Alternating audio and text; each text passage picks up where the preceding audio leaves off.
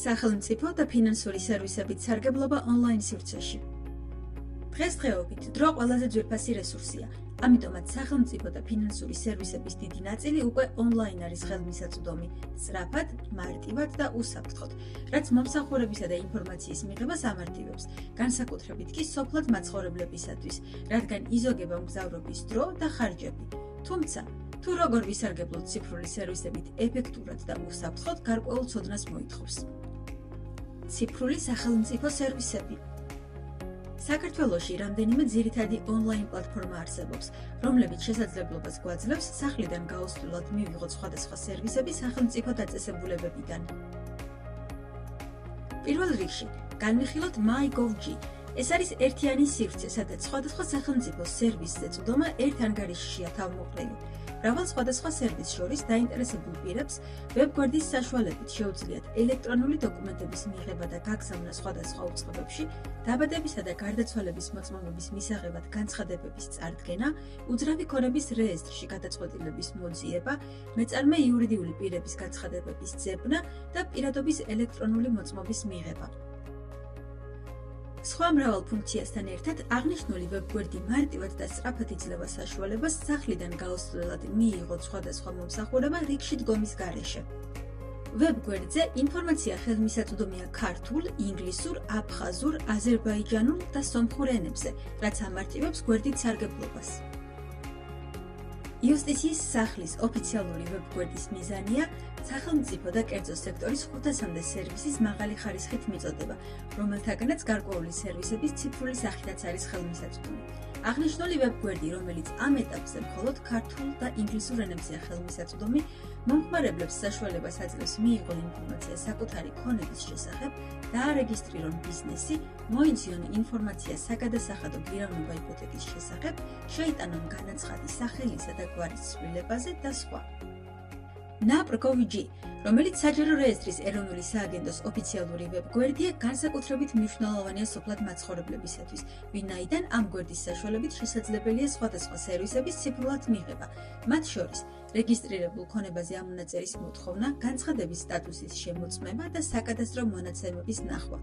ასევე, ეკონომიკური საქმიანობისა და შეზღუდვების რეესტრიდან ინფორმაციის მიღება. აღნიშნული ვებგვერდი ხელმისაწვდომია ქართულ და ინგლისურ ენებზე.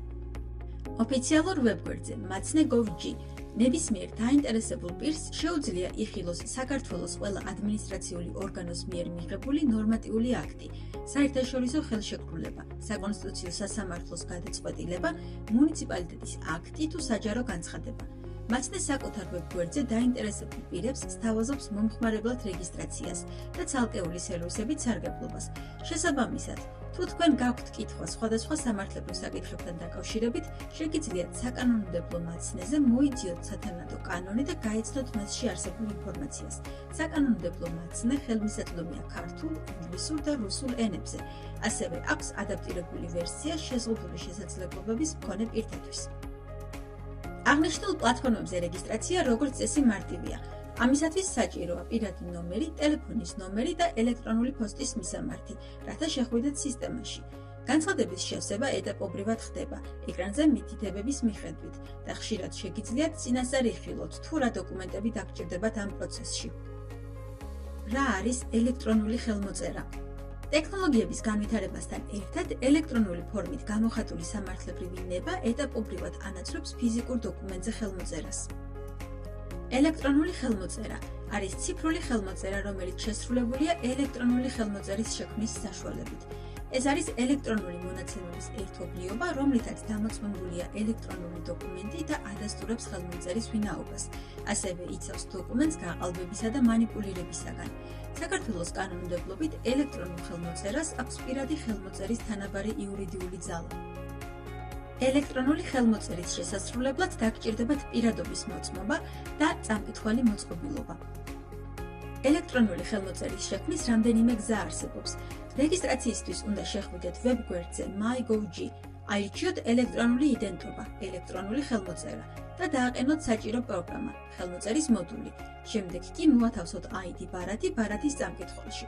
ეს სისტემაში შესვლის შემდეგ გაძლევთ შესაძლებლობას დოკუმენტს ხელი მოაწეროთ ელექტრონულად. მსგავსი ტიპის ხელმოწერა იდეალურია მათთვის, ვისაც სურს დაზოგოს დრო და მიიღოს მომსახურებები ციფრულად.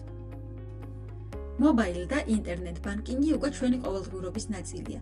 ტელეფონიდან ან კომპიუტერიდან შეგიძლიათ გადარიცხოთ თანხა, გადაიხადოთ კომუნალური გადასახადები, შეავსოთ მობილური ბალანსი, გადაიხადოთ ჯარიმები, გადასახადები და სხვა ფინანსური ვალდებულებები, სწრაფად და ყოველგვარი ზედმეტი ძალისხმევის გარეშე. კომუნალური გადახდების მობაილ ბანკში დამატებისას შეგიძლიათ მიუთითოთ ავტომატური გადახდა, რაც საშუალებას მოგცემთ ავტომატურად დაფაროთ დავალიანება ბარათზე თანხის არსებობის შემთხვევაში. ონლაინ ბანკინგის გამოყენებისას ყოველთვის უნდა გახსოვდეთ რამდენიმე მარტივი და მნიშვნელოვანი წესი. არ გაუზიაროთ არავის თქვენი პაროლი, PIN ან ერთჯერადი SMS კოდი, მათ შორის არც ბანკის თანამშრომლებს, ნათესავებს ან პოლიციელებს. არ გადახვიდეთ SMS-ით ან ელპოსტით მიღებულ საეჭვო ბმულებზე, სადაც გთხოვენ ანგარიშის განახლებას. შეამოწმეთ ვებ გვერდის მისამართი. ერთი ზედმეტი ასოც კი შეიძლება თაღლითობის ნიშანი იყოს. გამოიყენეთ ძლიერი პაროლები და ორფაქტორიანი ავთენტიფიკაცია. რა არის ორფაქტორიანი ავთენტიფიკაცია?